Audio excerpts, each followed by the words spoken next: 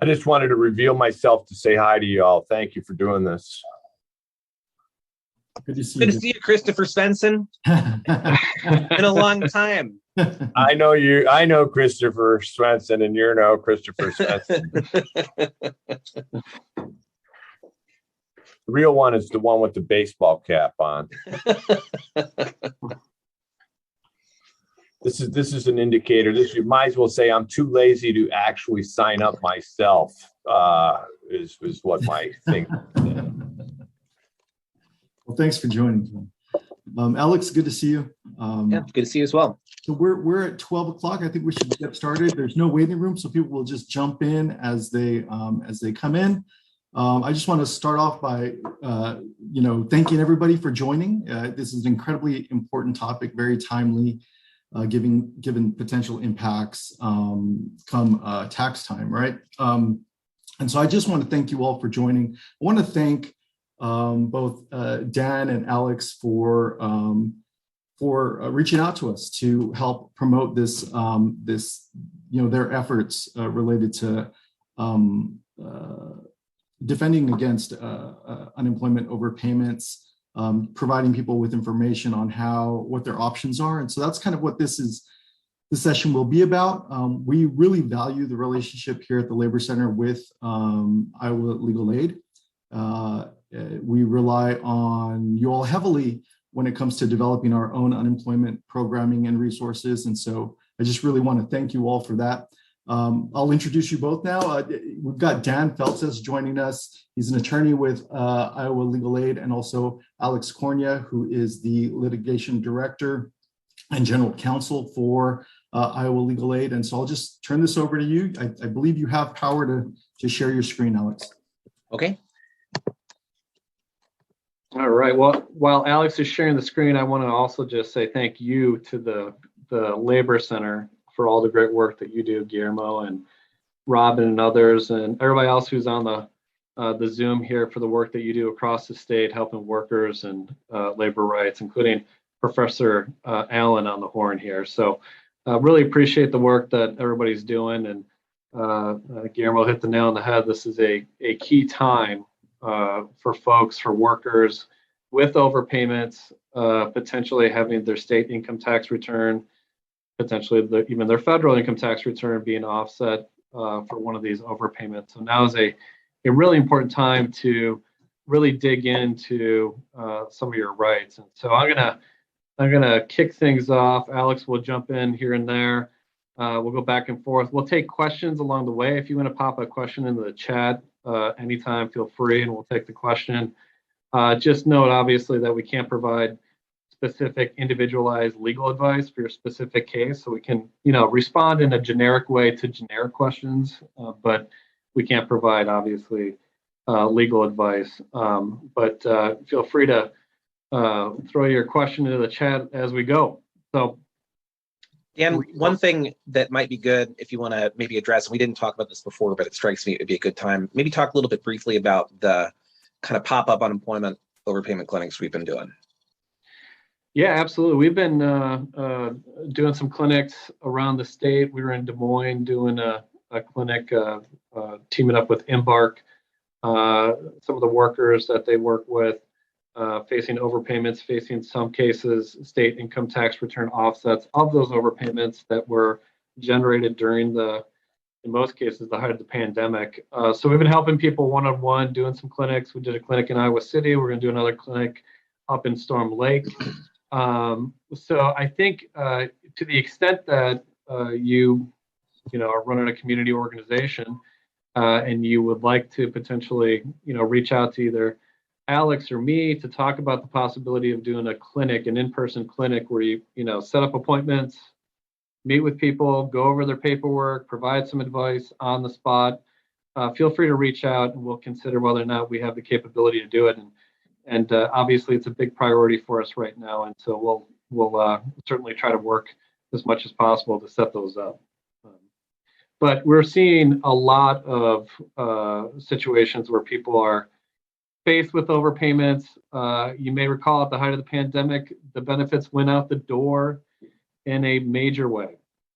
And over one fifth over 1/5 of the benefits that went out the door at the height of the pandemic have been asked to be paid back by Iowa Workforce Development, over 1/5 of those benefits. And these are workers that worked hard, played by the rules, in many cases filed for unemployment for the first time in their life in the height of the pandemic.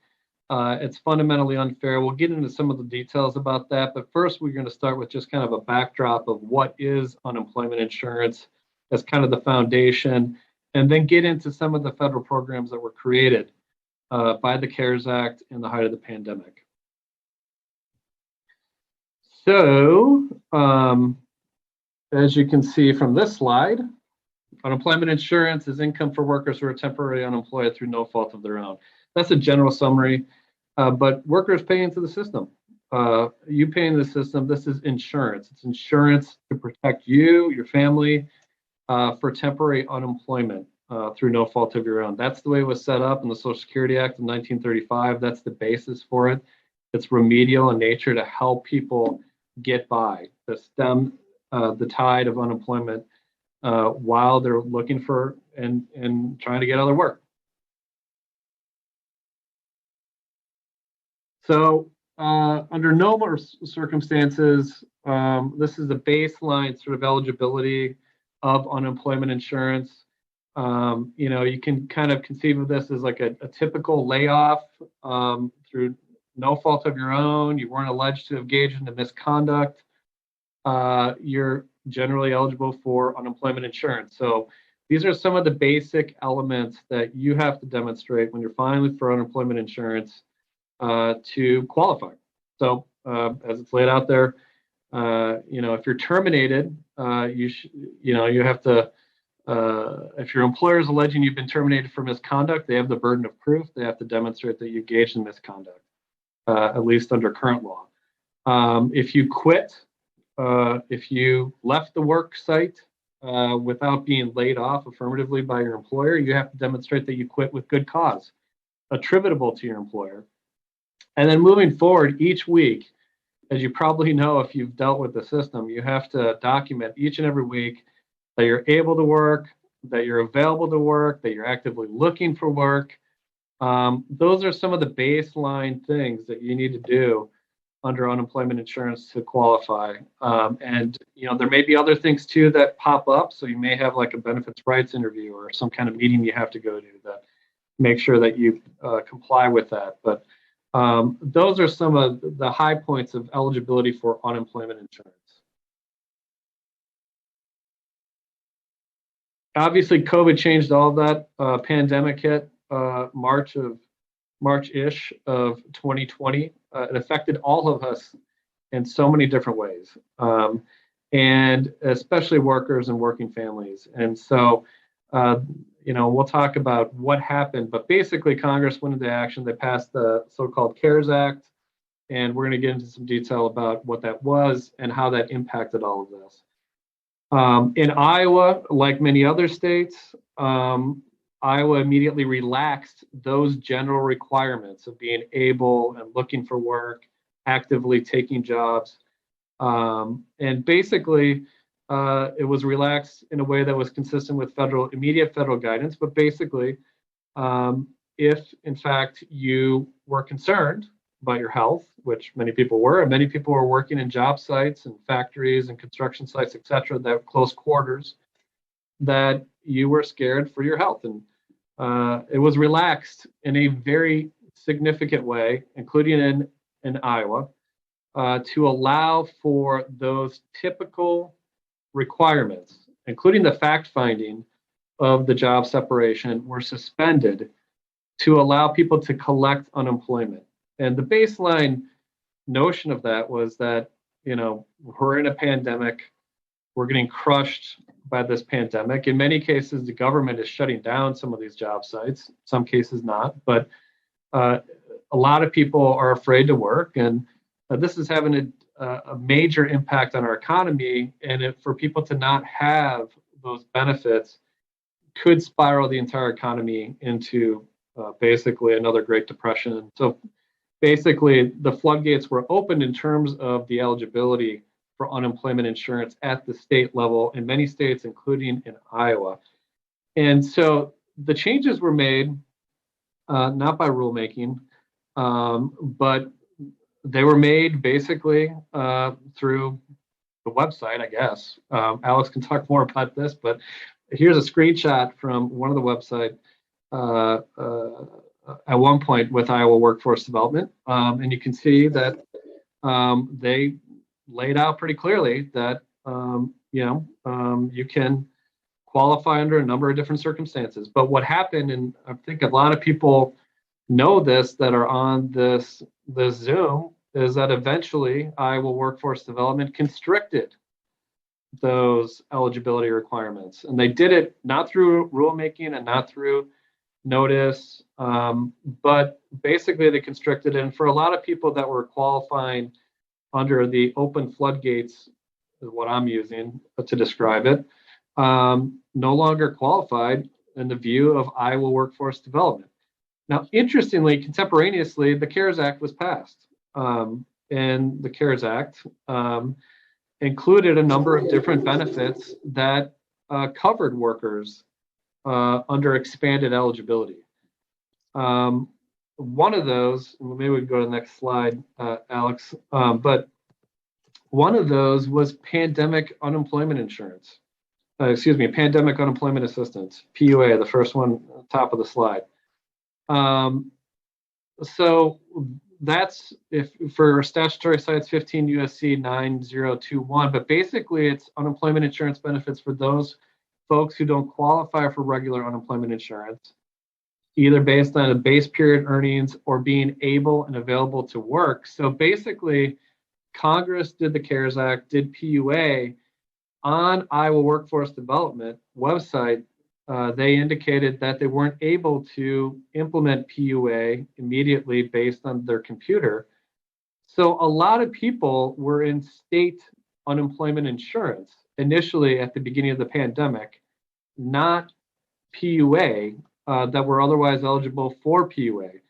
And so in other words, and Alex is going to talk a lot about this in detail in terms of a strategy of dealing with your overpayment. Basically, a lot of folks were eligible for pandemic unemployment assistance right away. Iowa Workforce Development couldn't get them in there for whatever reason. At least one representation on their website is because of their computer system. But they weren't put in there. They were put into state benefits, and then Iowa Workforce Development asked for those state benefits back.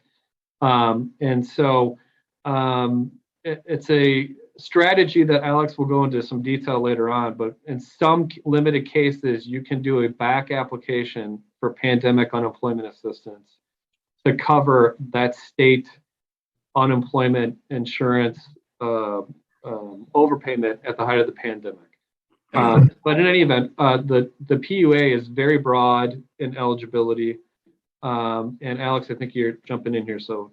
Yeah, I was just going to say that, anecdotally, and it'd be interesting, to hear what you all are seeing with the folks that you serve. But I would say the majority of the overpayments that we have seen are situations that should have been handled by switching someone over to PUA.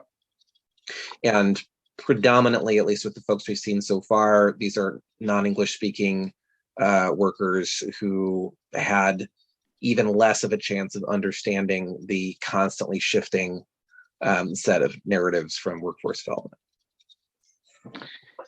And on top of what Alex just said, some other states automatically put people, transfer them into PUA, and continue their eligibility and to make sure that they were eligible.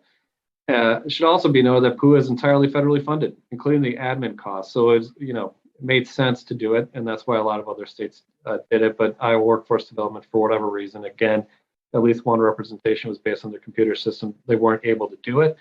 And the people who are bearing the brunt of that are obviously the workers who receive the state benefits. If you receive the state benefits or PUA, Pandemic Unemployment Assistance, in all likelihood, you got an adder, a supplement. A lot's been made about this, the $600 a week, or that then changed to $300 a week. That was called Federal Pandemic Unemployment Compensation, or FPUC, or FPUC, as you might want to call it, or Alex calls it, or I do, because Alex calls it that. In any event, it was initially $600 per week. you may recall. Then it dropped down to 300. There was a gap filler in between called lost wages assistance as well. That was $300 a week. But those adders are basically FPUC and LWA. But if you got an overpayment notice, many people got multiple different notices for overpayments. If your state unemployment was considered overpaid because of those restricted eligibility at the beginning of the pandemic, you were also then considered by Iowa Workforce Development to be overpaid the adder, the $600 per week. Which is why the PUA was so important, because you needed a baseline eligibility to get those adders. So if your baseline eligibility was pandemic unemployment assistance, then the overpayment of FPUC or whatever you want to call it is no longer overpaid because you have some baseline eligibility, right? But if you are still considered overpaid your state benefits, well, then you're still considered overpaid your adder as well. So that's why that backdated application that Alex is going to talk about is so important. There's some other things that were passed in the CARES Act, some extension to regular UI benefits. That's a PE. You see that's an extension, and that's similar to the extended benefits that were passed in the last economic crisis under ERA, basically extended weekly benefits. And then there's also this mixed earners benefit, but most people didn't get that. But the bulk of the people that you're working with, bulk of workers got either state benefits and an adder, PUA, or PEUC as an extended benefit. And as far as I know, Iowa never implemented MEUC, because I think that was sort of a late addition in March of 2021, and I think they were already planning for an early exit by the time that this even became possible, and so they just never implemented it. Should we go through the timeline, or you think we've already more or less talked about this? I mean, we more or less talked about, basically we can do it real quick. Basically, you had the CARES Act in March of 2020. We just talked about that. Then you had the retroactive denials of claims. You had the extended benefits programs. Then in December of 2020, the Consolidated Appropriations Act was passed. That basically moved everything forward. It included an extension from 39 to 59 weeks for PUA, pandemic unemployment assistance. It included some of the elements that are here, but basically it continued the $300 per week adder of so-called FPUC. There's a change in a UPOL. Those of you who don't know, Unemployment Insurance Program letter. Basically, it's a guidance letter from the Department of Labor to states about how they should implement these programs. But basically, it allowed for more retroactive COVID-related reasons to qualify for PUA. And so that was the gist of that. But basically, as time went on, PUA became more and more of an option, clearly. And like I said, some states implemented it early, took advantage of it. Not exactly the situation here in Iowa. So one thing I will mention is that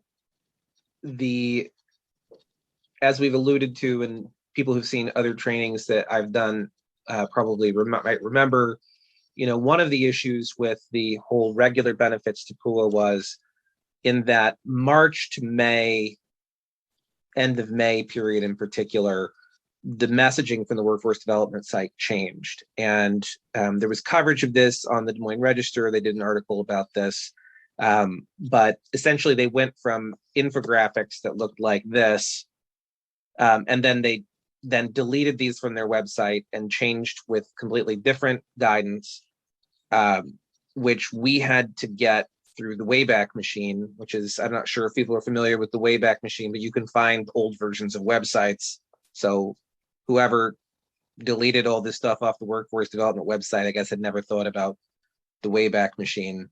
And so we were able to scrape a bunch of that stuff, including some of the graphics, which they could have deleted from their system, and those wouldn't have been findable, but they're actually still on their server. Even today, I actually looked up the original URL, and they haven't taken this down. It's not accessible. You have to know the exact URL to get to it. But the point being that there's a really complicated sort of evolution of communication that was happening here in Iowa at the same time that many of the things Dan just mentioned in the timeline were happening. And rather than go through it all, I think in excruciating detail might be important to someone that you're helping with this. Because a lot of, when we talk about waiver here in a little bit, and even PUA, and to a certain extent, people's rights may depend on what they've been told by workforce and what they understood by communications that were made by workforce over time. And so one of the things that we've put together and are happy to share with you is a set of basically a timeline of all of these communications and how they changed over time. And then a set of exhibits that goes along with that timeline that basically shows the words of workforce, the FAQs that they posted to their website, some of their web pages, that infographic that we just put up there. And to the extent that you are helping people with claims and that kind of communication is important, we're willing to share with you the boilerplate kind of general purpose document we have to be able to make a record in your case of kind of, by the way, my client is on the line here to pay this money back. This is what was being said through Workforce's website. My client did what this said to do, which is going to be an element in a lot of these sorts of claims. We got a chat here. Christopher Svensson, but I think it's the John Allen Christopher Svensson. I'm just guessing by the picture, says, will you address at some point how best to access UPLs and how to know if a UPL you would like to cite is actually current? Dan, you want to take that one, or should I? Go ahead. So basically, the best place to access UPLs is directly from the Department of Labor's page.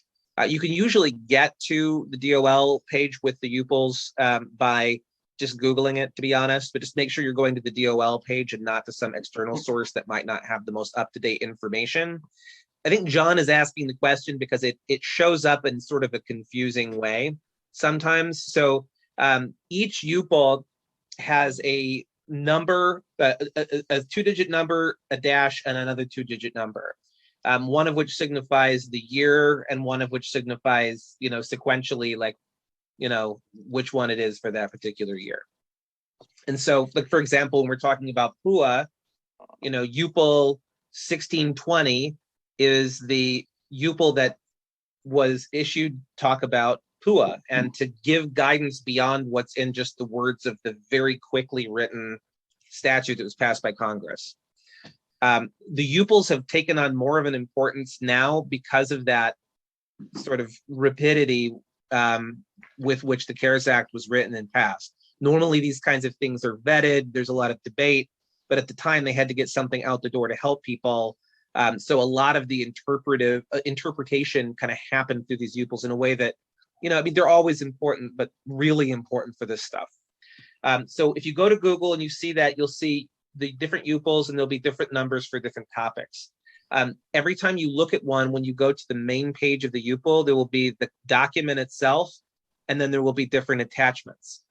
To add to the confusion, if the Department of Labor edits or modifies the UPL letter, the UPL, they will issue a new document that has the same number, but then the word change and then the version number. So looking at 1620, right? I said that's the one that deals with PUA. The original 1620 is UPL 1620. The second version that DOL put out is UPL 1620 change 1. And right now, as far as 1620, we're at change 6, which means, confusingly, the 7th version of the letter, because the original one is just UPL 1620. Then you got change 1 through 6, 7 altogether. Clear as mud. Anybody have any questions about that, or any further clarification I can do on that? Well, I could perhaps confuse it even more, but by adding that, if you're at the website for the Department of Labor and you pull up one of these program letters, and maybe Alex, if you can pull up program letter 2021, change one, and screen share it, and then we can show folks what this looks like. But there's a box on the website that says expiration date. Now if you can scroll down, expiration date says continuing. That's how you know that that's continuing to be in effect.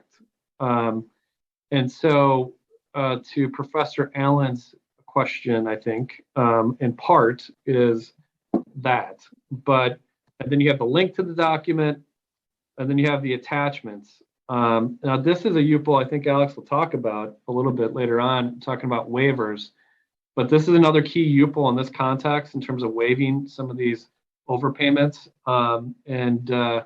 It was recent, only, well, it's February 7th, so just over a month old, but it has some more guidance about how to waive these overpayments.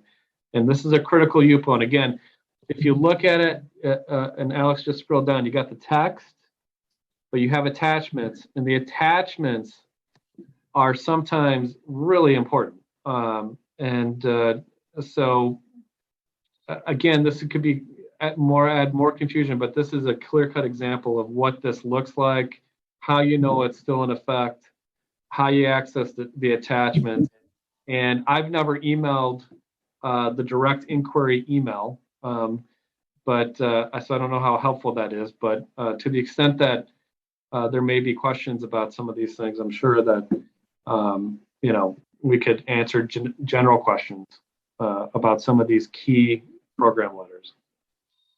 So that's a very helpful answer, and I will say that as I'm looking at the bottom where it says related change something or other documents. In fact, there were changes on that those changes would be reflected down there.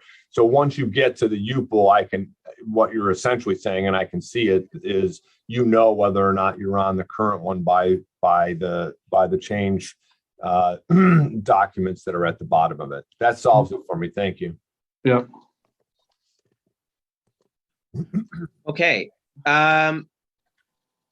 Anything else we want to say about timelines?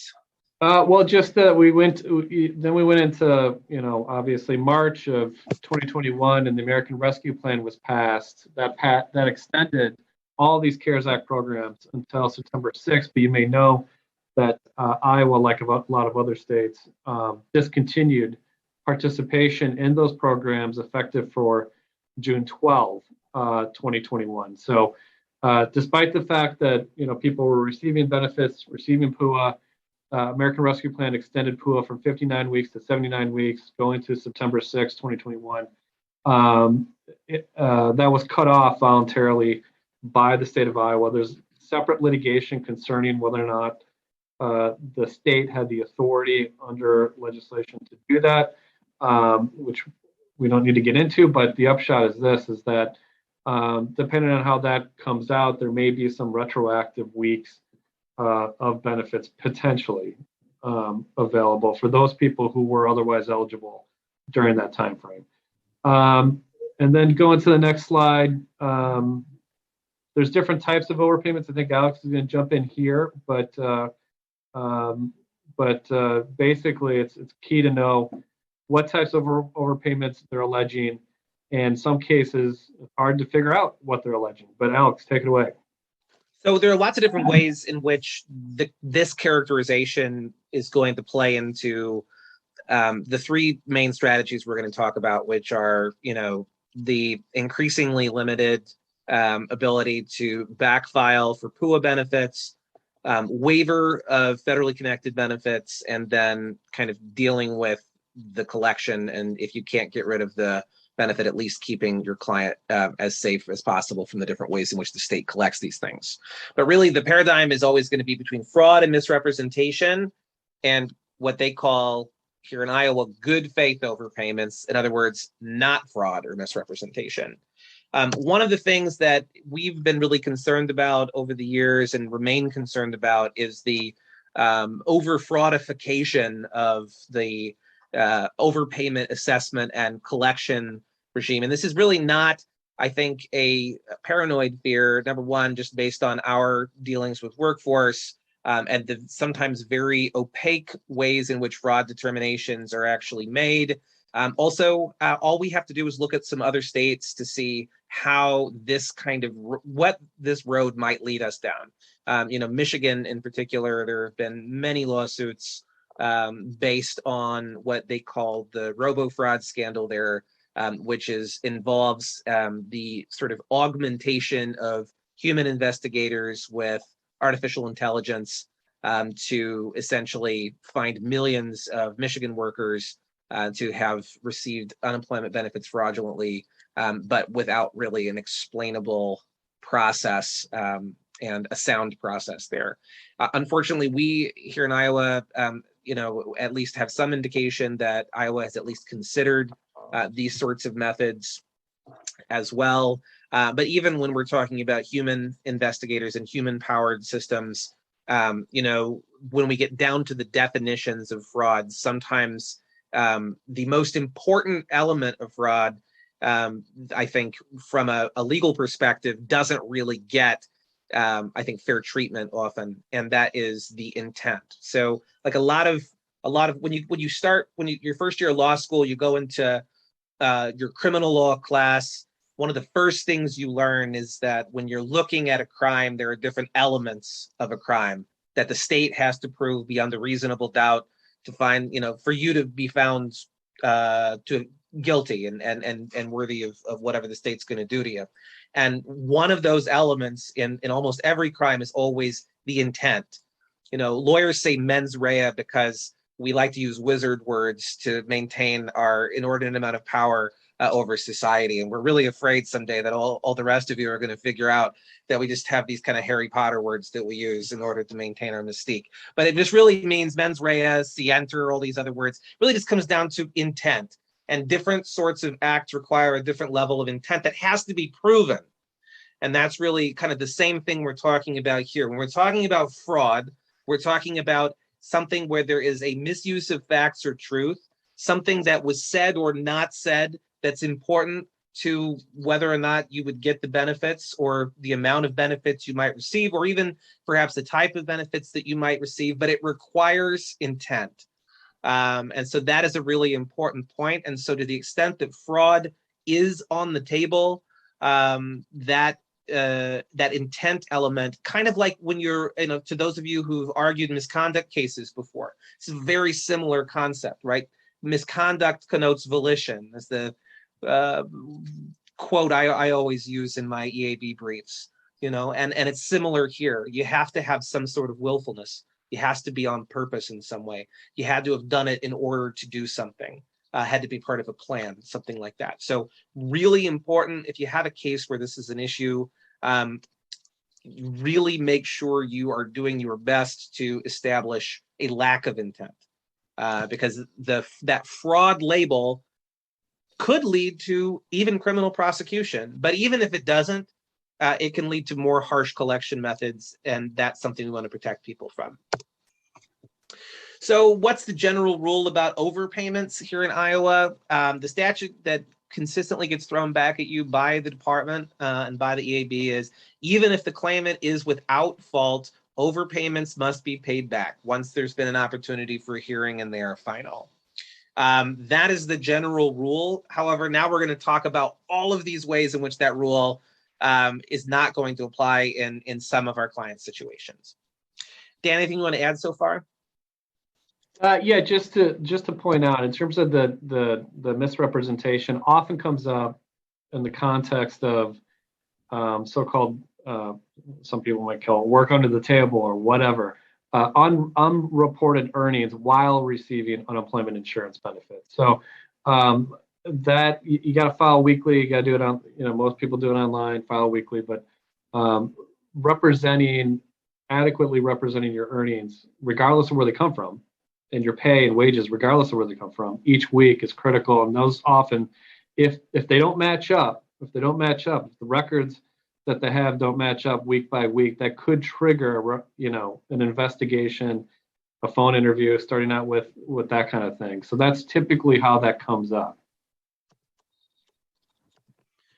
So as I mentioned, we're going to talk about three main strategies. There's also bankruptcy, which we won't directly talk about, but is sometimes an option, specifically where there's not fraud.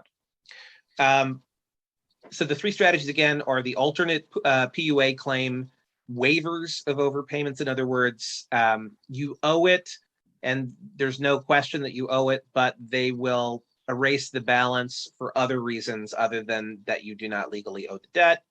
And then finally, dealing with collection. We're going to talk about a few different things when we come to that. The whole concept of finality of the overpayment itself, and we'll get more into that in a bit. The idea that some of these debts have different periods of time in which they can be collected. So sometimes your strategy might be to help someone run out the clock on some of these debts so that even if they owe it, they don't ever have to face any kind of serious consequences. Treasury offset, and that's what we talk about when we talk about taking federal tax refunds. The fact that there is no administrative garnishment here in Iowa, and then some additional collection methods that might come up, including offsets of state tax refunds.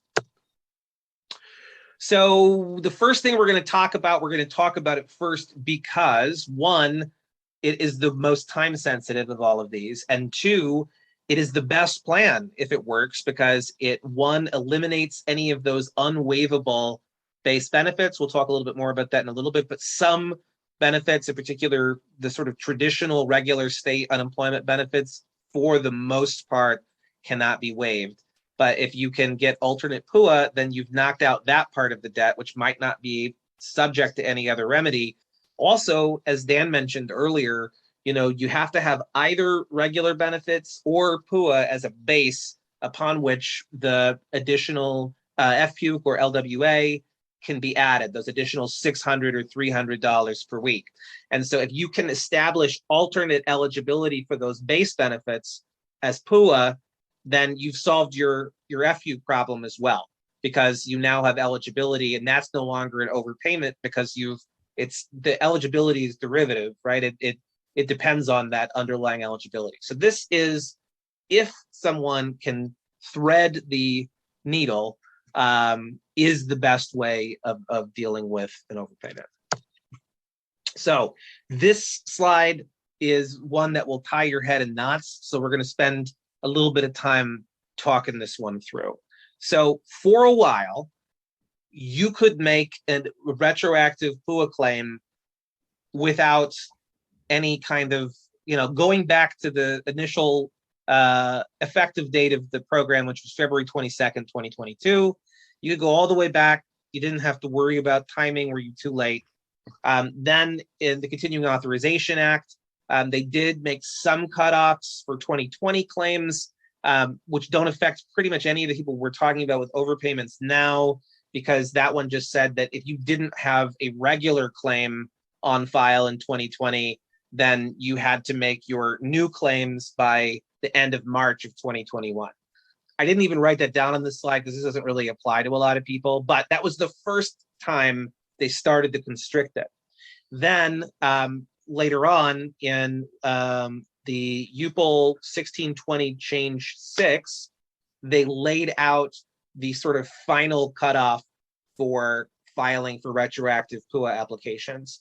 And that was based on the end of the CARES Act program in someone's particular state.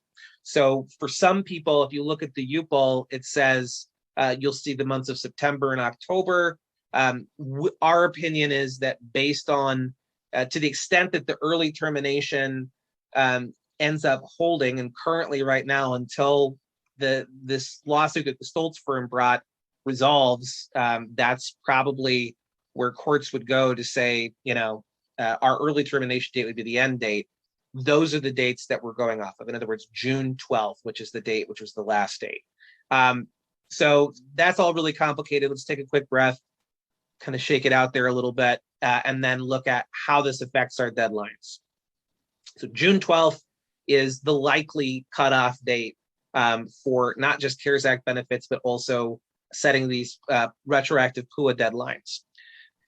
So according to the UPL, if the final ineligibility decision for the regular unemployment benefits was made before July 12th, 2021, and there was no alternative PUA application on file before July 12th, 2021, you're done.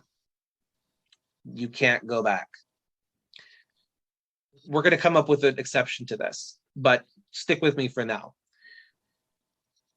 Based on what the UPL says, general rule, if you didn't already have something on file before July 12th, 2021, and we actually have a lot of people who just have languishing PUA claims from before July 12th, 2021 that still in March 2022 have not been ruled on. We got a couple in Des Moines, actually.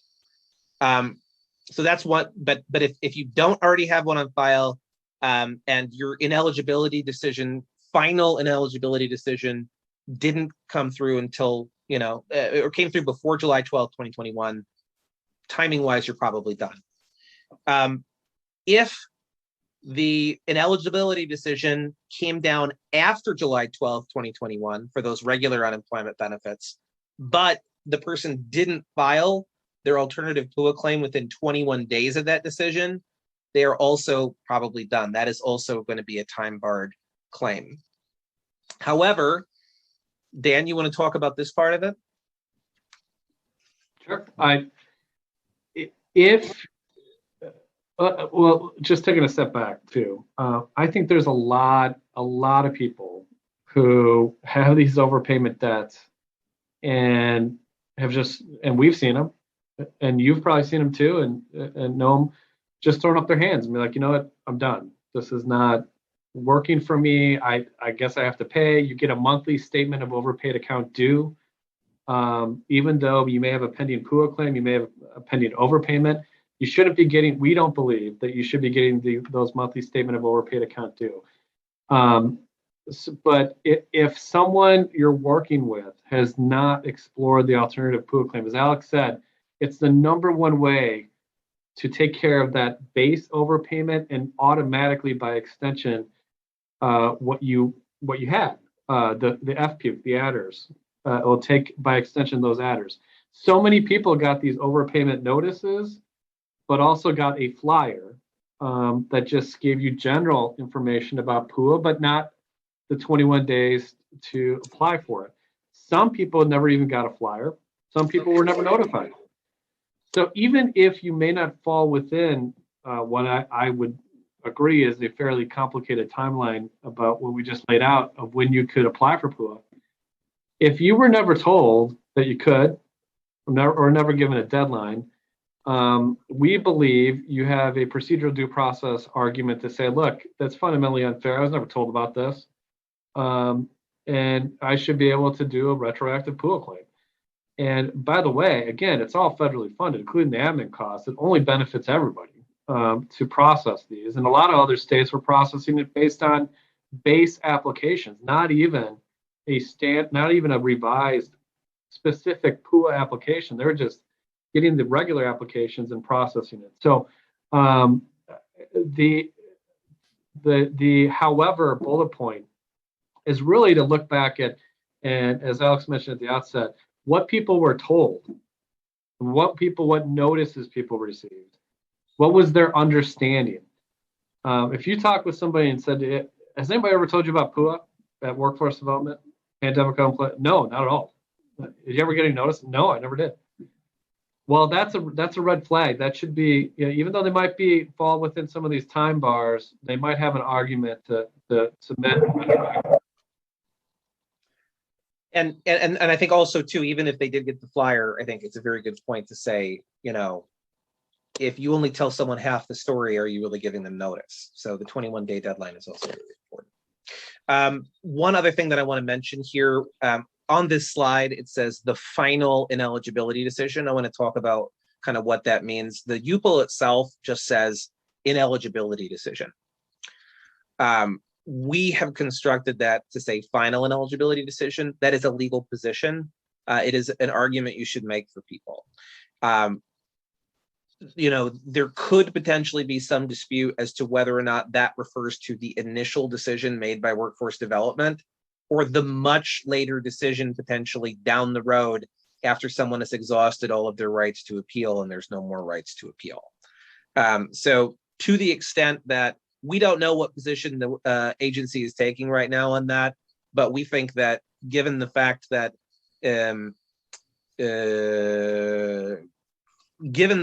there's no specific guidance, the most logical reading of it is to be the final decision after appeal. I think the best argument for that is, PUA is unemployment for people who don't qualify for unemployment. In other words, it is required that you not qualify for regular employment in order to be able to prove a PUA claim.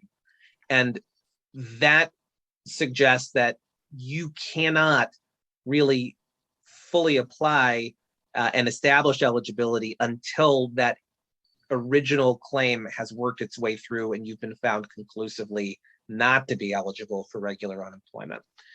So it doesn't make sense to sort of date your responsibility to file an application for, a benefit that's not really clear you have an entitlement to until those other appeals have been exhausted.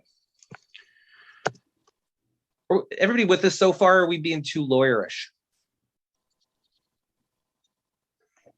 Any questions? If you have any questions so far, do not hesitate to stop us and ask us, because especially with some of the date stuff, it gets so convoluted. I had to sit down and draw like a diagram when I looked at that just to make sure I understood it correctly. So what I've got here on this slide is basically just a restatement. And the last slide, I said all the reasons you couldn't. This is just putting all that together into the rule for when you can. So notwithstanding any notice or due process issues like Dan just talked about, you can do it if the final ineligibility determination was after July 12, 2021, and the alternative claim is made within 21 days of that decision.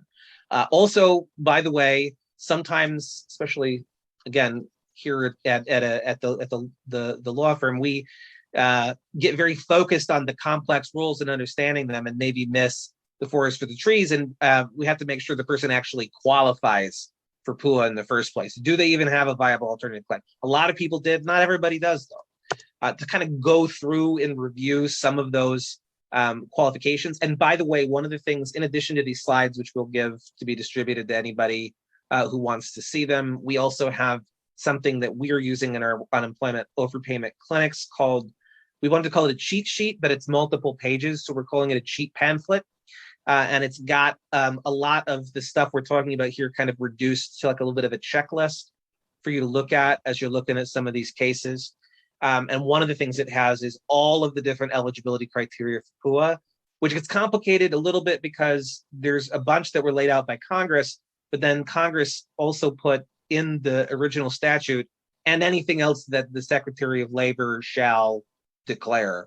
It's not an exact quote, something along those lines. And they are designate, I think is the word they used. And then that was, passed in March of 2020. And then in, I can't remember what month of 2021 that Change 5 came out. In any event, I think it was March or May. Anyway, first half of 2021, UPL 1620 Change 5 came out, and the Secretary added some additional categories. So you can't always look at the list that existed before that Change 5 came out. We've put together a consolidated list, which is in our cheat pamphlet. I'm going to go through them now. So they're all reasons that someone has a COVID-related reason why they are not able or available to work, and all things that under normal circumstances, especially in Iowa, would not allow someone to be eligible on able and available grounds for the most part. So those have been diagnosed with COVID-19 or are seeking diagnosis, household member diagnosed with COVID-19. So one of the things I always point out here is that if it's the worker diagnosed with or seeking diagnosis, if it's a household member diagnosed with, seeking diagnosis is not part of that by the language of the statute. Providing care for someone diagnosed with COVID-19 or a child or other household member who can't attend school or work because it is closed due to COVID-19. We all know from working with these cases, this was one of the two big ones, right? Especially for long-term unemployment. We've got a lot of people who might have COVID-19 seeking diagnosis, household member. That's typically going to be, for most people, hopefully, as long as they were some of the lucky ones, only going to be a couple weeks. But the long-term unemployment, this was one of the big ones, was no childcare. And then, of course, the next one was the other big one, which is our quarantined. Quarantine. No one really ever got quarantined in Iowa in the sense that we always read it, as far as a state order. But certainly many, many people advised by a healthcare provider to self-quarantine. Scheduled to start employment and did not have a job or could not reach their place of employment as a result of COVID-19 outbreak. The one that I have never actually seen anybody claim under this, but this one is always very sad to me, which is the widower's provision, which is they've become the breadwinner because the head of the household has died as a direct result of COVID-19. Really glad that I haven't seen that one, to be honest. I hope there weren't too many people who had to use this one. Had to quit their job as a direct result of COVID-19. Place of employment is closed as a direct result of COVID-19, or again, they meet other criteria established by the Secretary of Labor. To go through those three additional criteria, again, these came out later. One of them, and this one was the really big one, to be honest with you, is unsafe working conditions.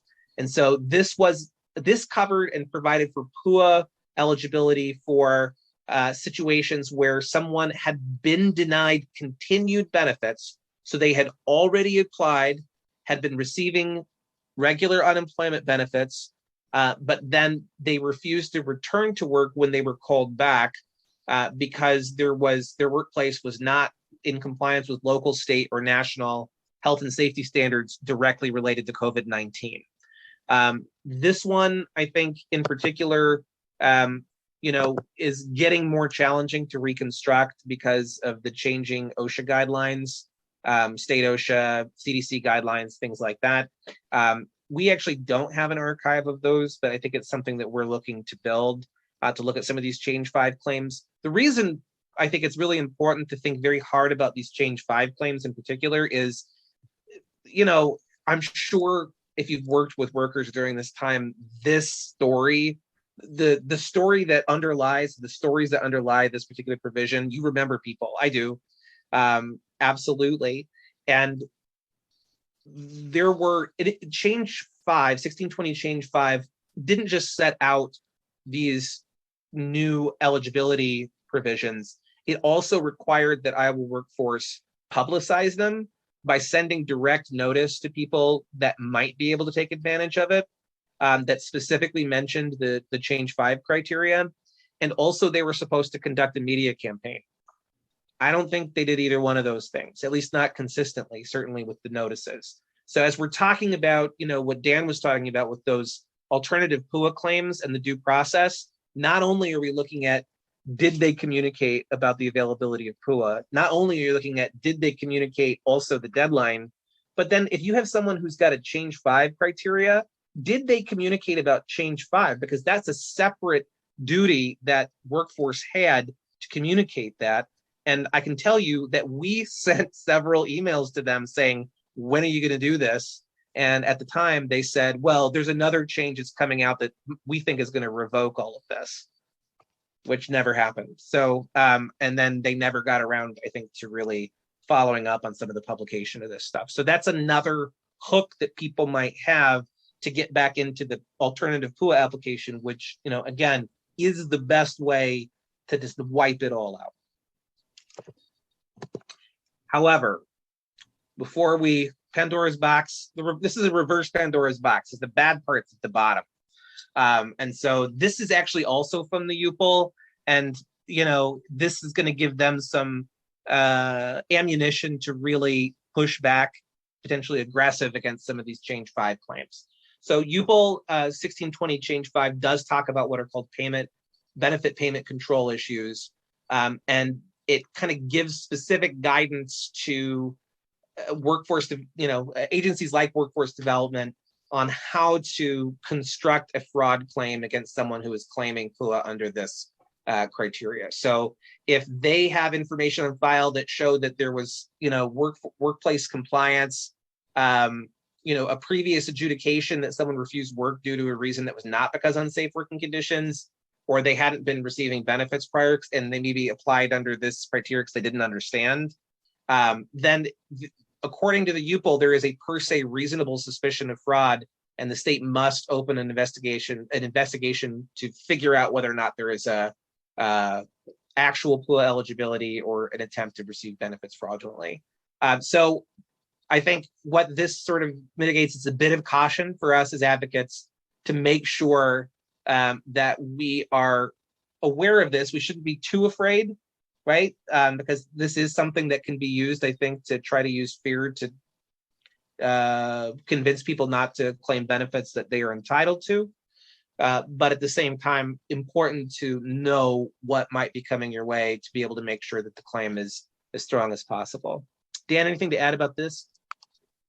Yeah, one additional thing, the consolidated I forget if this is on a later slide or not, but the Consolidated Appropriations Act, which was passed December 27, 2020, added another requirement, which was this verification requirement. So if Workforce sent you something or sent somebody you're working with, a worker, something that said, verify your income within 21 days, that was an additional layered requirement that independently that worker had to produce something. That's the interpretation of it. Each state is interpreting what that something is differently, but there is a requirement that you would have to independently produce a verification of your wages. So if you get one of those notices, you have 21 days to comply to provide that information. So that's just another wrinkle in terms of requirements of PUA, and in other states that's generating overpayments of PUA if you didn't actually provide your verification. And where things really seem to break down is for self-employed folks, people who are actually not coming from a place where they've got any kind of W-2 documentation. The other two additional PUA eligibility requirements, or eligibility categories rather, a little more narrow. One of them is educational institutions or service agencies.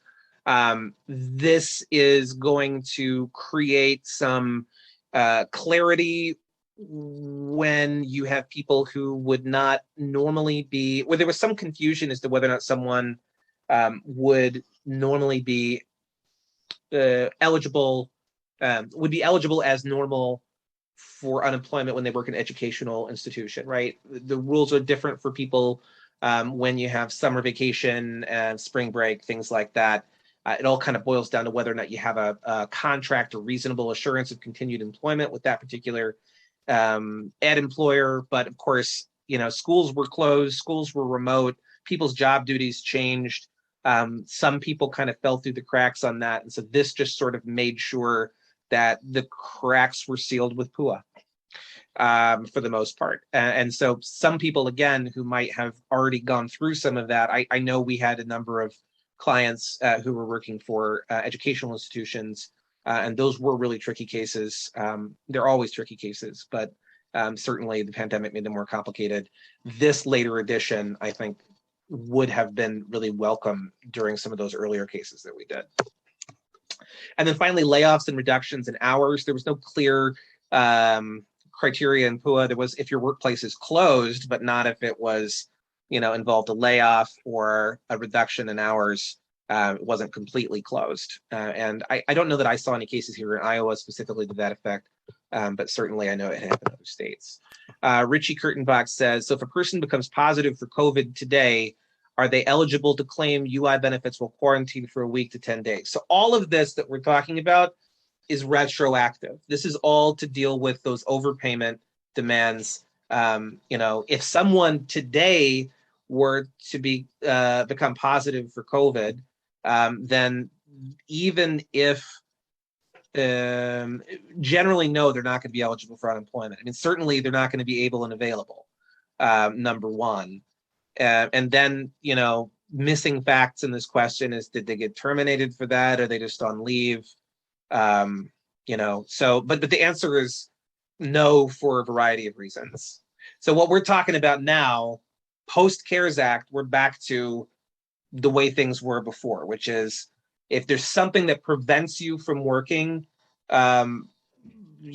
some kind of condition, for the most part, that is going to be an able and available issue, which is why they had to change the criteria and ultimately pass the CARES Act, was because there were a lot of people who were out of work for no fault of their own, but didn't fit into the way we thought about unemployment before from an able and available perspective. Dan? No, I would just, I think it would be very limited, but as Alex mentioned, it's got to be work related, and there's got to be some demonstration that you're able to work. And so I think by and large, the answer is no, but there could be a wrinkle in there. Maybe there's COVID at the workplace. You got it from the workplace, but you're able to work in other ways remotely, then you can demonstrate. But by and large, the answer is no. We got another question as an example. I've seen reason number 3, union stagehands who operate out of a hiring hall. The venues are very limited events, but didn't require stagehands the same way. They weren't laid off, but almost no work. Mm-hmm. Again, I think that, for right now, under the current environment, I think the answer is probably no. Alex, what do you think? I think it depends on how. Yeah. You can get partial unemployment for partial labor. I think that this was for people who were not eligible for regular partial unemployment, who were also not eligible for PUA because they didn't fit into one of those residual categories. So, but Emily, I guess the question back is, are you talking about right now, or are you talking about back when these benefits were in place? I'm talking about back when the benefits were in place. Okay. Yeah. I'm just saying that's a situation. I've been working with one of the stagehand unions, and that was sort of a situation where I guess I wondered if it fell into sort of this category of number 3. Yeah, so there's a couple different ways, and Alex, I'm sure has some view on this, but there's a couple different ways of looking at this. Number one is PUA does not necessarily require a COVID-related job separation. If you're unable to work, but you weren't laid off, but you're unable to work because you have some reduction in hours, reduction in work based on COVID, you could generally be eligible for PUA. Alex, did you want to add to that? No, but just to sort of reiterate, though, that whether or not you would have regular unemployment or PUA eligibility, I think depends on some other facts in this case. If you are not, what this does is it says if for some reason the state denies you regular, you now have an alternative avenue to pursue. But in some circumstances, and I think I'm even familiar with this case a little bit, Nate Willems worked on this case maybe, or maybe this is an unrelated one. But anyway. This is the same, yeah. I work with Nate at Rush and Nicholson, so we've sort of both been putzing around with this one. I kind of remember this when it happened. And I don't remember if this fact was evidence there, but I think, there are situations where regular unemployment would potentially be available, but, this just made sure that if for some reason it wasn't, this would be a backup. And just to add, Emily, just that 15 USC 9021, I forget what provision it says, but it says unemployed, partially unemployed, or unable or unavailable for work due to, and then it has that list. So, but it says or.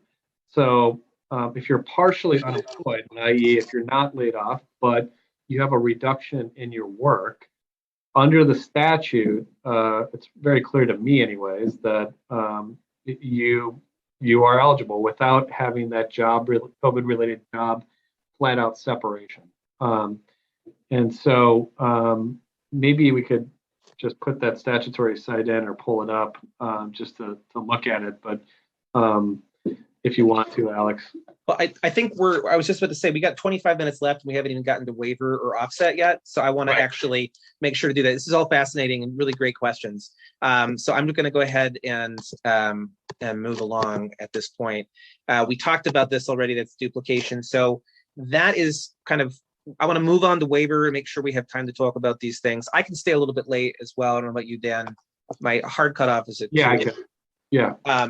So talking about waiver is something that some states allow you to do for any unemployment benefits, but we don't, as a rule, allow for that. There's even very strict, clear language in our code that says that overpayments must be collected even if the claimant is without fault. However, what we're talking about here for waiver are situations where federal law supersedes that general pronouncement of state law. You wouldn't know it to talk to workforce development sometimes, who seems to not get the supremacy clause, but that's our job, I guess, to explain it to them.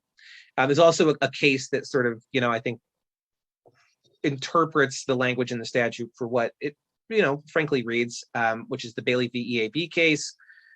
However, again, we've got waiver potential for the following types of federally funded benefits, CARES Act benefits. That's PUA, which we were just talking about ad nauseum, PEUC, which again is the extension of regular unemployment beyond, in Iowa's case, the 26 weeks. The PUC, which was the $600, then later $300 supplement. The lost wages, which was that $300 supplement that came through FEMA that everybody got in September as a, lump sum of up to $1,800. And then one that we missed, I think, and they are not, certainly workforce is not considering, which is the first week of regular benefits. The CARES Act provides that for federal funding, provided for federal funding for the first week of regular benefits for any state that does not have a waiting week, which, at least for the moment, we do not have a waiting week. So that first week was federally funded. If you look at the statute that provides for that, it refers to a waiver provision in, I think, for PEUC, and it refers directly to that and says these provisions for the collection of overpayments shall apply, refers you back there, including the waiver provision. And that Iowa not only could have gotten these first week benefits funded, they did. It was in the contract with the state. So all of those things are open. I will tell you, though, Iowa Workforce Development is saying that they don't and can't do the first week of regular benefits because of state law, notwithstanding the fact that there's this clear federal provision that allows for waiver. So that is a place where you will have to fight it out and make a legal argument. So a couple things about waiver. The original UPL 2021, there are 2 of them out right now, 2021 and 2021 change 1. The original UPL 2021 provides that filing the application for waiver stops collection. So one of the things that you can use a waiver for is not just to get the waiver, but also it might have, and there's no deadline currently to file a waiver, but the real time sensitive nature of it is it can stop the collection that's being undertaken by the state. Now, do they have systems in place that say, oh my God, somebody filed a waiver, let's stop everything. Call the offset people, call the IRS, let's get this stopped. They do not have that. You will, however, be able to use the fact that the waiver has been filed as the first step in a larger strategy to then, on behalf of the claimant, contact workforce and say, stop the offset of this state tax refund, to be able to challenge the offset of a federal tax refund, et cetera. The UPL 2021 also provides, and this is important to make sure we're asking for this, that a successful waiver is not just getting rid of whatever overpayment is left, but if your client's already paid money or already had the offset, you can ask for the money back. The UPL actually provides for that. And that's actually, the idea of waiver is going to feel pretty new to workforce, but there's a lot of the types of benefits that have come out of the Social Security Act, Social Security Disability, SSI, a lot of FEMA benefits have very, very similar waiver provisions. And so for those of you who are practicing lawyers, or even those of you who aren't, one of the places that we've been going sometimes to sort of understand and get some examples of how these systems might work is to look at Social Security and others. And this is exactly that cessation of collections and the possibility of a full refund is part of the way that they work. And one of the reasons why stopping collections is good for the state is because you don't want to, as the state, have to incur the additional administrative benefit, having to pay back the money you just took. Better to not take it in the first place for the claimant and the state. So the two things that you have to show to get a waiver are that the claimant is without fault, and it would be against equity and good conscience to collect the debt. Prior to February 2022, February 7th, 2022, Workforce was interpreting those two criteria based on I don't know what. And we were able to subpoena a worksheet that they were using that basically said that their conception of without fault was that they didn't do anything that they shouldn't have done, and that the case had never been overturned on appeal. And so if they'd ever lost an appeal on eligibility, then Workforce was saying, well, that's fault. And interestingly, the one case where we subpoenaed this information, however, our client had lost on appeal, and they filled out the worksheet, but they just ignored that one. So even though they had this criteria, we don't know if they followed everybody. They didn't in this case, which was kind of funny. But it sort of, one of the things I want to mention is if you have a client who has applied for a waiver before February 7th, or even, significantly after that, because it takes them a while to absorb things, you might want to file again. No rule that says that you can't file again after you've been denied. And for sure, if you had someone who filed before February 7th, when these new criteria were put out there, which differ considerably from what we've seen from Workforce, it's worth a shot. What are the criteria for fault? So the first thing is the claimant has to have either A, provided all the information correctly to the state, and then the state still did what it did. 2, even if they gave incorrect information, if that was because of conflicting, changing, or confusing information or instructions from the state, let's go back to the sort of boilerplate filing we put together showing all of the changes and all the times they scrubbed their website and said something different. Exhibit A for an argument like that. If the individual was unable to reach the state despite their best efforts to inquire, frankly, the call volume and the communication volume at certain points was such that, it just wasn't possible to do. I just don't think you would have needed to have 5 times as many people.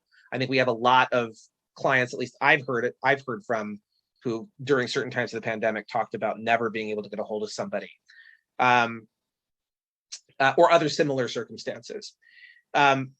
So these are really important things to be pushing, especially, again, because the original conception of what fault meant was such a harsh, almost unattainable standard. It's really important to focus them on this. And when to fill out a waiver application, speaking practically, there is an application form on Workforce's website.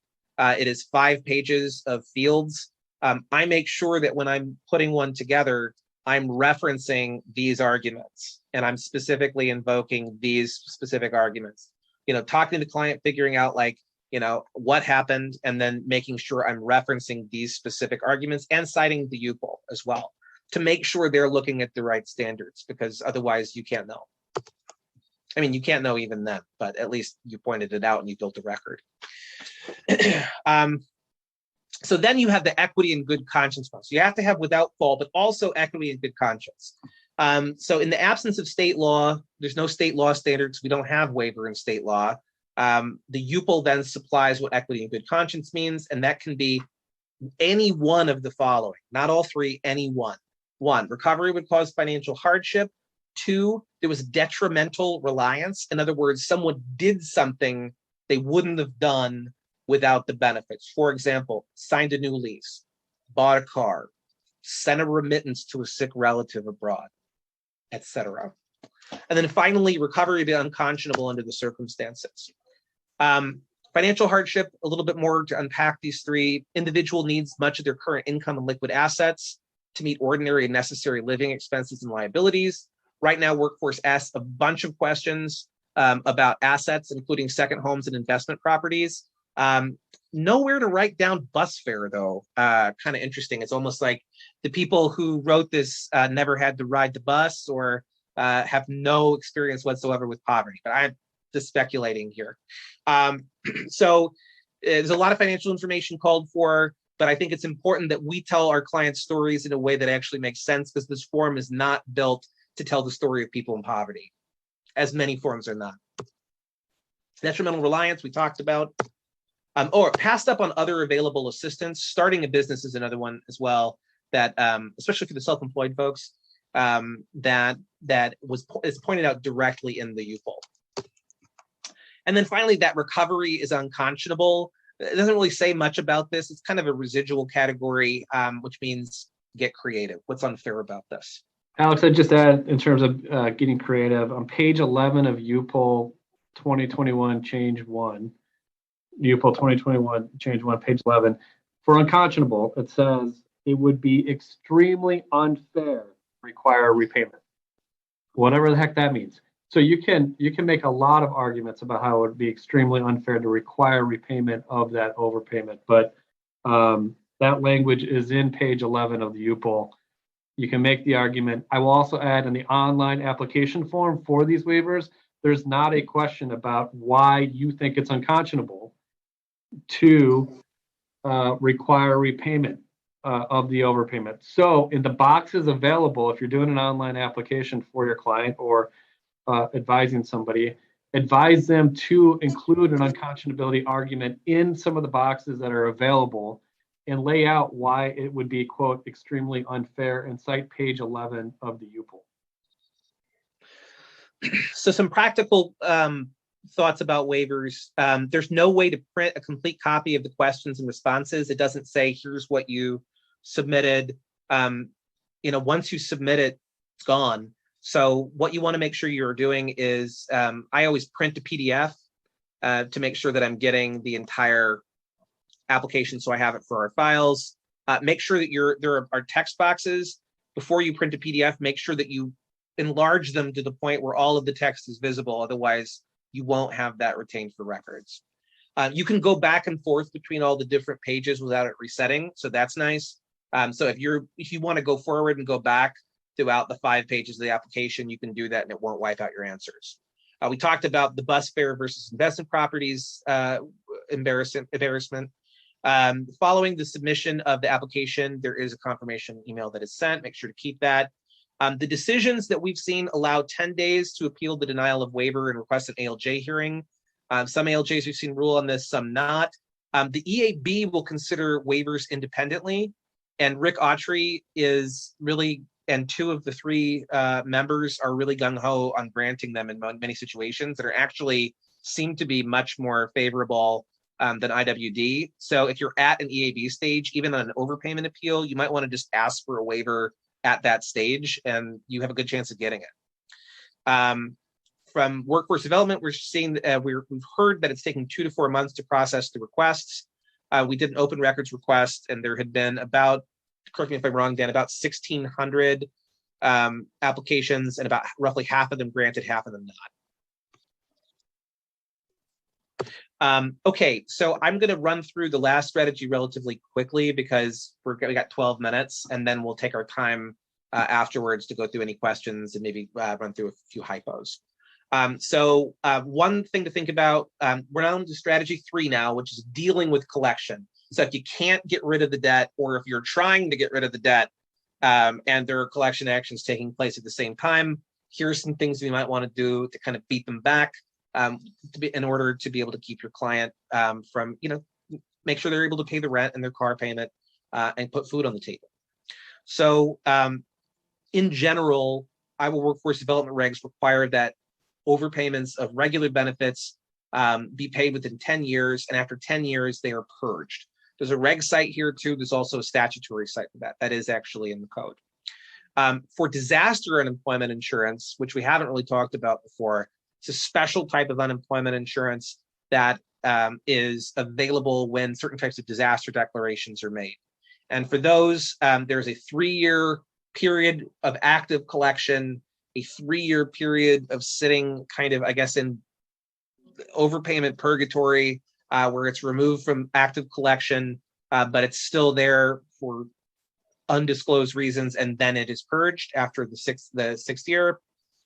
And then for the Federal CARES Act benefits, with the exception of PUA, the deadline to collect overpayments is 3 years from the date of receipt of benefits, not the date of the decision you were eligible, which for some people was weeks before they actually got benefits. It's not from the date that the ineligibility was determined. It's not from the date that the overpayment was determined. It's from the date of receipt of benefits. A lot of people started getting benefits in March 2020. So for some people, when you're talking about especially the PUC benefits, which comprise a huge part of these huge overpayments, it's really about getting them through, spring of 2020. Because if you can get them through that far, then, a lot of these debts are going to start dropping off. And so beating the clock is a legitimate strategy for some of the CARES Act benefits. Alex, there's a question in the chat feature. I think it's pretty specific, but I will provide a generic response in terms of wage garnishment. There is no wage garnishment. There cannot be wage garnishment in Iowa. There's not statutory authority to do so. So I will generically answer that way. Alex, do you have any other generic answers? Well, we're going to talk a little bit about federal tax refund. Let me just take a real quick look here.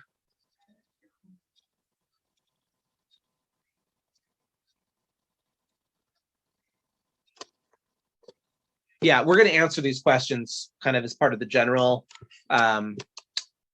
presentation here. We'll talk about when people could take a federal tax refund. But yeah, and also wage garnishment or lack of authority there to do that. So another thing to keep in mind besides beating the clock is the idea of finality. So most of the things the state can do to take the money back or to take some kind of action require that there be some kind of final decision. That means no pending appeals. If the case is still on appeal, they shouldn't be taking collection action. We have seen this happen. We know that this is happening. We are curious to know what kind of system they have in place to prevent it, and hopefully we'll find out soon. The other things that might affect finality, a pending retroactive PUA application. As lawyers, Dan and I take the position that this is affecting finality. Ultimately that might be a question that has to be litigated. But again, I think part of the reason for finality is not even just to benefit the claimant, but to benefit the state, because you create additional administrative headaches if you have to undo something. I can actually think of a lot of cases I've done, especially involving this kind of thing, debt collection, state debt collection, where it has taken 10 times more effort to undo something that everyone agrees should be undone than it was to actually bring it to someone's attention. I mean, it really does snarl things up. And it's not just our client and our client's benefit to make, for this to be considered final if they're going to just have to undo everything. No pending waiver. That, as I mentioned when we were talking about 2021, UPL 2021, unequivocally says collection must stop when a waiver application has been received. Talking a little bit about the Treasury Offset Program. Now, this is, kind of looking back to that question in the chat that mentioned federal tax refund offsets. Federal tax refund offsets can only be taken under certain circumstances. In general, if you owe a debt to a state government, they can't usually take anything that's paid to you by the federal government unless there's a specific law that says so and they follow the rules that specific law lays out. So for federal tax refund offsets, it's only for what's called covered unemployment compensation debt. Covered unemployment compensation debt, which always reminds me of Waffle House for some reason. I don't know, like scattered, smothered, covered. Maybe we're too far north for that joke to hit home. But in any event, the covered unemployment compensation debt really just means a past due debt that is final, based on those rules that we talked about earlier, and is due to either fraud or failure to report earnings.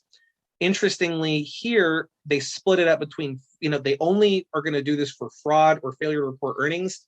The failure to report earnings prong doesn't clearly involve intent. Remember we talked about the definition of fraud earlier, involving like, did you mean to do it? Here, the intent element may or may not be relevant if the issue is failure to report earnings.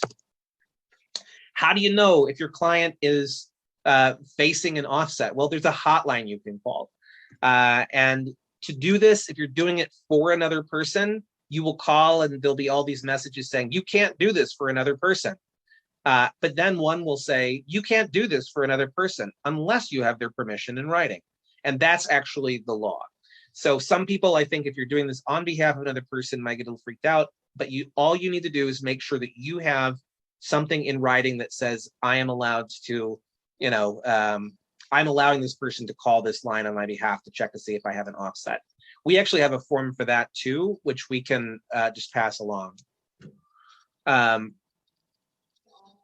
just writing that one down so I don't forget. So what will happen when you call this line? Actually, if you want to write this down, if you're going to do this a lot, if you dial 711, you'll skip past a bunch of junk. And then there's a message you have to listen to, and it won't let you skip past. And then once that's done, you put in the person's social security number twice, and then it will tell you if they have an offset. Now, it won't tell you anything about federal tax offsets, but it'll tell you about an unemployment offset or even other things like child support, student loans, which are out of the system this year, but in other times, things like that. But this is a really important tool to know whether or not you've got an offset issue on your hands. So again, to be in the offset system, the debt has to be final. The state actually has to have taken reasonable efforts to collect. They have had to issue a pre-offset notice. So you had to have gotten a letter for them saying, we're going to take your federal refund because we've determined this debt to be a covered unemployment debt. They have to give you 60 days to be able to present evidence that your debt's not covered. They have to establish procedures to actually look at what people send in to determine whether or not they're right and it needs to be taken out. And they have to inform about injured spouse relief. What that means is you're filing with a spouse and only one person owes the unemployment overpayment because that's how they work. You don't owe those jointly with your spouse. The non-obligated spouse has the right to take back their part of the refund by filing an injured spouse form with the IRS. It's actually case law going back a few decades saying that each spouse has kind of a separate property interest in the refund. And so this is really almost the IRS has instituted this procedure to fix a constitutional problem they would otherwise have, taking a part of a refund that belongs to someone who doesn't owe the debt to pay it off. Looks like there's a chat here. Can you repeat the numbers? 711, exactly, 711. 711, and that'll save you at least 3 minutes. I used to work at like a telephone market research place a long time ago. It was actually my third time experiencing mistreatment as a worker myself. They said that they lost my timesheets and wouldn't pay me for a couple of weeks. But I really learned how to navigate phone trees at that time, having to listen to a lot of them. State offsets. So in addition to the federal tax refund offset, oh, by the way, one thing I want to make sure is 100% clear is federal benefits or any other payment from the federal government, Social Security, VA, civil service retirement, none of that is available to be taken for an unemployment compensation debt, even if it is determined to be fraud or by misrepresentation of earnings. A few years ago, Workforce was saying that they did have the authority to do that. They stopped because they don't. This is a number of years ago, but just in case, it's important for people to realize what can't be taken. When it comes to state offsets, they can offset against future unemployment payments. So if someone's getting unemployment now, they can take some of what people are receiving to pay back the debt. State tax refund offsets, which we'll talk a little bit more about here in just a minute. And then administrative offset of state benefits. So the state is paying some other benefit or some other payment other than a tax refund or a UI payment, and they take that and apply it towards the debt instead of paying it out to the person. Now, there is a really good legal aid case from 1999, Smith Porter versus Iowa Department of Human Services, that basically says any income that would be protected, particularly public benefit income, that would be protected in a private sector garnishment. If you had a judgment against you, a Capital One sued you or something, and were garnishing you, you could protect certain types of public benefit income. Any income that would be protected in that situation also can't be taken to offset to pay a debt like this. Tax refund offsets, this is something we've seen a lot of. And we've been thinking really hard about how to push back on these. These are for state tax refunds, not federal. So when people get these notices, they come from workforce, they give them 10 days to contest. Some reasons why people might be able to contest these. One, the case is still under appeal or the deadlines have not expired. The state cannot offset to collect any debt, unemployment overpayment debt, or anything else, unless the obligation itself is final. We talked about that. This is another situation where that comes up. If you have that pending waiver, the pending waiver stops collection. And so this is one of those things that should be stopped.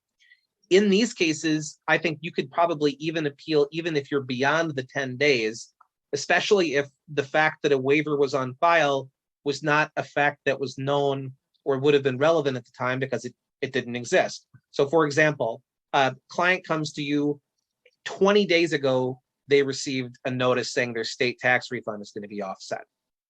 You file a waiver for them that day and then file a state offset, basically state offset challenge saying, I know I'm late, but the defense to this offset only really came into existence yesterday. And as we talked about, UPL 2021 requires that not only, if you get the waiver, does that mean the debt goes away? It also means that you get a refund of anything that you've paid. And, you can make that administrative efficiency argument as well, just to say, pay them back later and add administrative time to your staff's time, or just don't take it in the first place. This is the most efficient way of handling it. And I think that's the thing to push. Pending CUA claims as finality, I think, is also something to raise, but as we mentioned, it's a position. They may or may not agree with that, and it might be something that has to be fought out a little further. And then the injured spouse. In Iowa, unlike the federal system, you only have 10 days from the date of the mailing of the notice for the non-obligated spouse to be able to claim their portion of the refund. This is just a lawyer talking here, but I think there's grounds to challenge that. Again, based on some of the federal cases that have come down about people having property rights in their part of the refund. I think that the interpretation, I think that 10 days is probably, challengeable as far as whether or not that's sufficient process to be able to exercise that right. And I think there are also notice issues a lot of times for the non-obligated spouse, because these notices are not going out to them. And so there's a lot of problems with that aspect of it as well. The other thing I should mention that's not on here that I should mention is we talked about those debtors exemptions for public benefits. In Iowa, both the child tax credit and the earned income credit on the federal side have been recognized to be public benefits for our debtors exemption statute. There's no state child tax credit, but there is a state earned income tax credit. And so to the extent that any portion of your client's state refund might be state EIC, that would be an additional argument to raise. Okay, so misrepresentation and fraud, overpayments, all of the things we just talked about, except for federal refund offset can be used here. And then also, instead of offsetting future unemployment benefits, they have a fraud lockout. So you're not allowed to get any of the benefits. And even if you would otherwise be eligible, those benefits won't even go to pay back your old balance. You're just locked out of the system until it's paid. And then we talked about Treasury offset, criminal prosecution. Unfortunately, they do prosecute people for these cases, a lien against property. And then finally, garnishment. I wanted to make sure to talk about this. There are threats out there to garnish people's wages.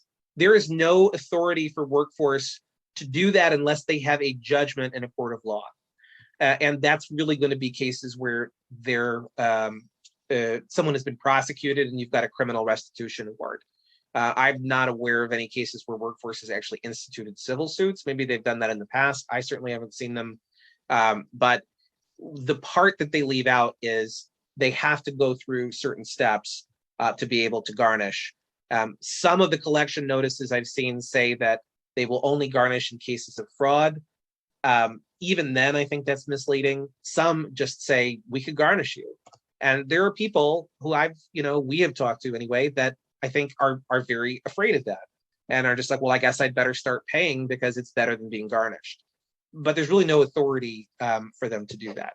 I got a couple questions in the chat here. Is there any way to look up if they're withholding a state return? No. You could call the Department of Inspection or the Department of Administrative Services. At one point, I used to be able to call and just find somebody there to ask the question. I don't know if it still works that way. To be honest, it has been a long time since I've done it that way. But there's not a handy hotline that there is for federal.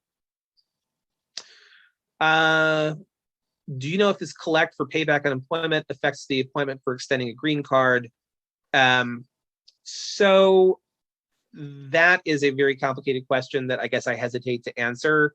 I think that it is really important anytime you are worried about the immigration consequences of anything to talk to someone who's an experienced immigration attorney, and or there might be ways to talk to someone through either if people don't have money to hire an immigration attorney for this, there's the Iowa Center for Migrant Justice, and then there's also immigration practitioners at the clinic in Iowa City, if that's where you're based, at the law school. Dan, you're going to say something? Nope. Okay, I saw you unmute. So there's one other thing, Dan, that maybe you want to talk about, which is the PUA 50%. Sure. I'll put that in here.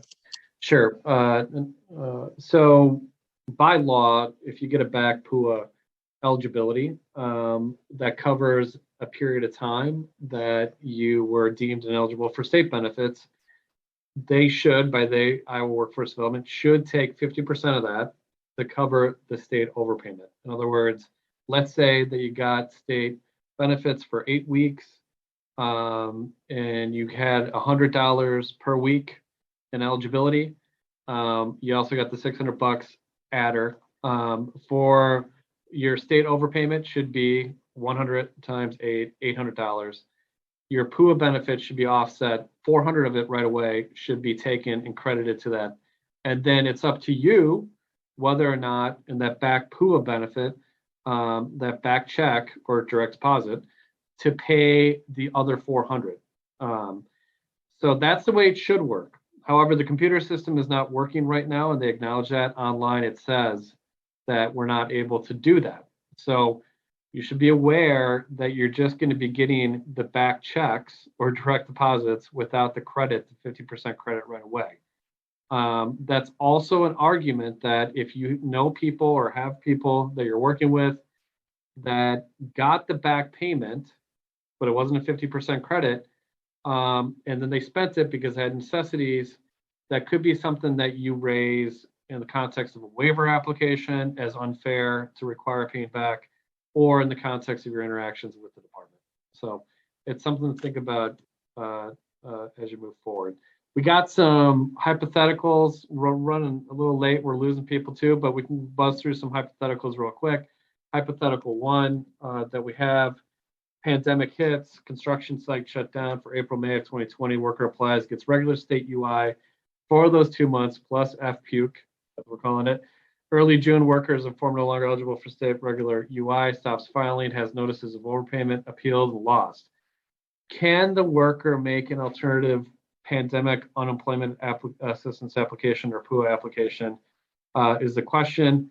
What do you think the answer is? Well, because we're short on time, I will say the answer is it depends. It depends on the earlier slides, and it depends on the timing, and it depends on the notice that you've received. So it depends on when your final appeal has been exhausted. As Alex said, we have the opinion that if you've appealed and you get your final appeal decision, let's say you appealed through EAB and you got your final decision, let's say August of 2021, you could be in a position where you were notified and you were notified of PUA eligibility and you did not file that application within 21 days, well, then you may be out of luck. However, if you were not notified of your ability to file for PUA eligibility or within 21 days, the deadline of 21 days, you may still have an opportunity. Some of these overpayments, by the way, are still going on. Some of the appeals are still going on. So it totally depends. It depends on refer back to those PUA slides that Alex talked about. So let's go to hypo number 2. After the pandemic reaches Iowa, workers at a meatpacking plant began to get COVID. Worker at the plant has kids and no longer has childcare due to COVID. Stops working, applies and gets regular state UI for those 3 months plus FPUC, the $600 adder that then went to $300. Went back to the meatpacking plant in July after finding childcare, received notices of overpayment in late 2021, appeal pending. Also then did an application for PUA. That application is pending. Can Iowa Workforce Development still take your state income tax return this year with a pending appeals? What do you think? The answer, I think, and I think Alex probably agrees, is no. You got pending appeals. And you also have a pending application for PUA. We don't know for sure what their position is going to be. We think we know that if there's a pending application for PUA, that they think they probably can still take your tax return. We think probably not. But certainly, if you have a pending appeal of that overpayment period, it's not a final debt, and your state income tax return should not be taken. Again, refer back to the slides. You have 10 days to appeal your state income tax return offset notice. When you do so, you should make these arguments that the debt's not final. That's not a final debt. There's appeals pending. Also, you have a pending PUA application. Let's go to the last hypo. Pandemic initial surge. Restaurant worker receives regular state unemployment and FPUC for 3 months before determined ineligible in the summer of 2020. Never appealed though. Now has a whopping overpayment of $18,000, made 5 $100 payments to the overpayment, then filed for a waiver, asked for all of it to be waived. Can it be? Well, you can still file for a waiver even if you made some payments. Let's make that clear. So you can still try to waive all the amount, or you can still try to make a waiver application, even if you made payments.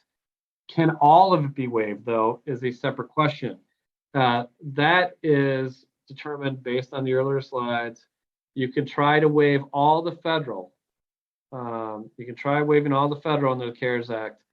We think you can also waive the first state week of unemployment because Iowa signed those contracts saying they could. All right.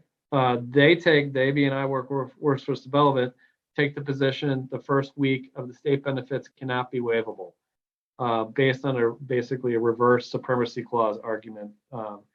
But in any event, that's the position they take. We know, and they agree, the federal has the possibility of being waived. But the upshot is, even if you made payments, you can still file these waiver applications. As Alex mentioned earlier, there's no deadline to file waiver applications, and there's no bar on additional waiver applications. So keep that in mind as you're doing this. When you do the waiver applications, put as much information in there as possible, including that you want the first week waived, including those unconscionability arguments that we talked about. Really bulk it up with the arguments about why this is fundamentally unfair to require repayment. I think that's the end of our presentation. I don't know if anybody has any additional questions.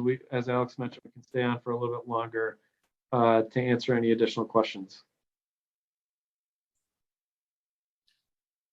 Well, we'll give them a few minutes to see if they have any questions, but I want to take this moment to thank you, Dan and Alex, for giving us some of your time to share some of your expertise on unemployment and waivers.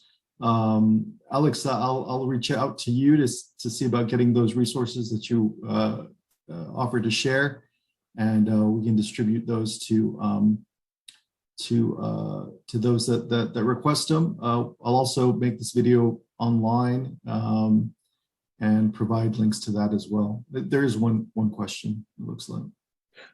Client had taxes taken out of their benefits on the front end, but IWD wants overpayment of everything, including taxes that were already taken out. That's a really good question. So to the extent that you've got that gets into the question, I think, of whether or not what tax liability someone might have already assumed for benefits that were paid out, because unemployment overpayment benefits, you got to pay taxes on those. I think to a certain degree, if it's a waivable benefit, that's almost a detrimental reliance argument for waiver, right? I mean, you did something you wouldn't have otherwise done. You paid the federal government this money, at least in part. So I guess that would be one thought. I'd have to think through a little bit. It could be kind of complex as far as how this intersects with the person's tax liabilities for those benefits. I'd have to think about that one. Can I get back to you?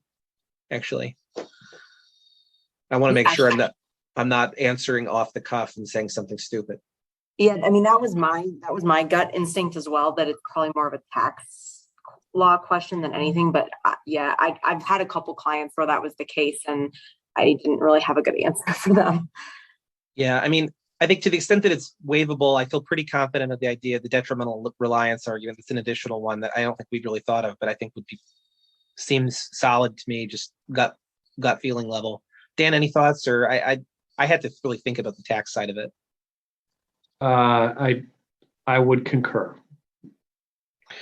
Emily, if you have my email address, just maybe send me an email, and we have a low-income taxpayer clinic here, and I might bring in our tax person to help think through. Yeah, that sounds good. I'll shoot you an email. Thanks. Any other questions? Two other things. Oh, go ahead, Jacob. Real quick, sorry. If on the decision letter it states that they should file for a waiver, that's the direction to go. I mean, well, I'll jump in. You can pursue some of these avenues at the same time. So if you have a decision letter, and oftentimes the unemployment insurance decision letter talks about your overpayment, and then on the back end it says you can file for a waiver. It's often confusing to folks, and folks think, well, maybe we just have to file for the waiver. You can appeal that overpayment decision and file those appeals, and you can also file for the waiver simultaneously. Or you can do your appeals and exhaust your appeals and then file for the waiver. You can do it contemporaneously too. Generally speaking, you should try to exhaust all your administrative remedies. Try to appeal that overpayment as far as you can. And I would generally say wait to file your waiver until you get your overpayment, situation exhausted, because as Alex noted, if you file a waiver, all collections need to stop as well. So while you can do them contemporaneously, I would follow the appeal process for the overpayment and then do your waiver if you lose and exhaust all your appeals.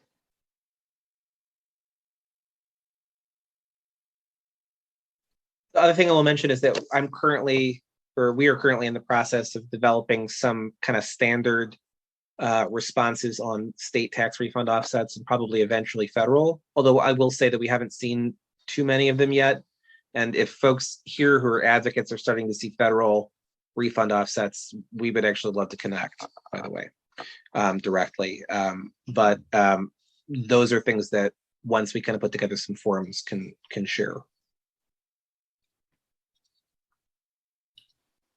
I don't see any other questions coming in. So thank you, Dan and Alex, for your time. Really appreciate it. I thought it was incredibly informative, and I look forward to the next time we're able to collaborate. Well, thank you so much, and thank you for everything everybody does. Thank you. Thanks.